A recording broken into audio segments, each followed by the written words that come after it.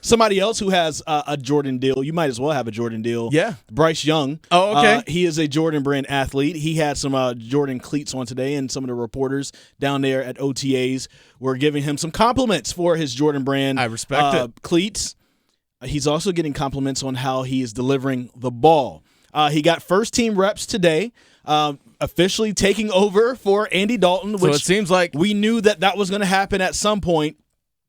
And Bryce Young, he's excited for what he has going forward. He talked to reporters about how the coaches have been handling him so far. I think the coach has done a great job of, how they've approached, coaching me, coaching the quarterback room, challenging me when they feel like it's appropriate, dialing things back when they feel like appropriate. And again, I have complete trust in them, and I appreciate the challenge. I love the challenge, and I feel like being able to have the coaching staff and players that I do around me is what pushes me and allows me to process it and get through it. And there's still a lot of growth that I want to do, but I'm excited for that. It's such a delicate balance as a coach to make sure that you are giving a young player proper instruction and challenging them and making sure you're critical when it's necessary, but also praise them when it's necessary. It's such a delicate balance because you don't want everything to be one extreme or the other, because if it's constantly critical, they're going to feel like they're not doing anything right. If it's constant praise, they're going to feel like everything's great, and then all of a sudden something goes bad in practice or a game, and you're like, wait, I thought everything was going perfect. Then you can shatter confidence both ways. Absolutely. So it's nice to hear him say is that they're pushing me, but also like when I do something right, they're telling me. But when I'm doing something wrong, they're telling me, but they're also helping me correct it.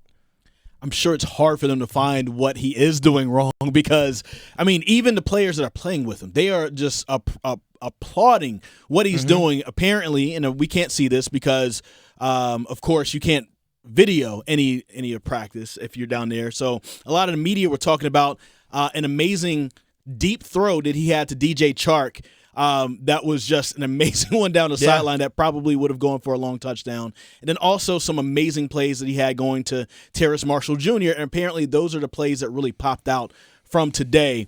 And also guys are saying that in the huddle that he's truly has taken command. Like truly has taken command 100. Of like the playbook, and then like when he's giving out plays, like when he's directing and giving orders, that he sounds confident or he is confident. And that's something that a lot of people, if I'm his teammate, I'm like, okay, if my quarterback is confident and he's doing the right things, it's going to make me feel good about what I'm doing.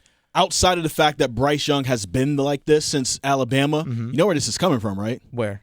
It's coming from the fact that he has a head coach who's a former quarterback in this league. It helps. Has now Andy Dalton as his backup.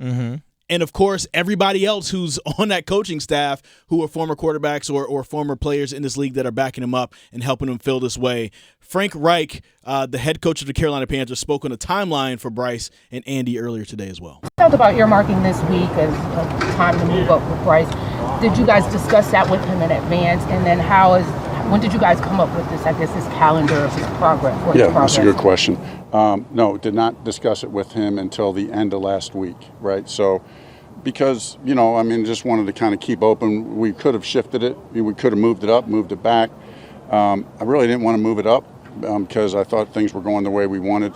And so at the end of last week, I pulled Bryce aside and Andy aside, just to say, hey, we talked about this from the beginning. You guys are doing it exactly like, we wanted, so great job. We're going to make this switch and move forward. At what point do you feel like you'll be comfortable saying he is our starter week one? Yeah. Not yet. He's showing everything you want to see, but we don't have to. Again, this goes back to even in the draft decision. You don't make a decision until you have to make it, right? So we'll just keep giving him and our team the opportunity to get better and to earn that starting role. So far, he and a lot of our guys are taking the steps needed to earn that spot, but we don't have to make that decision yet, so we'll just kind of keep chugging along here.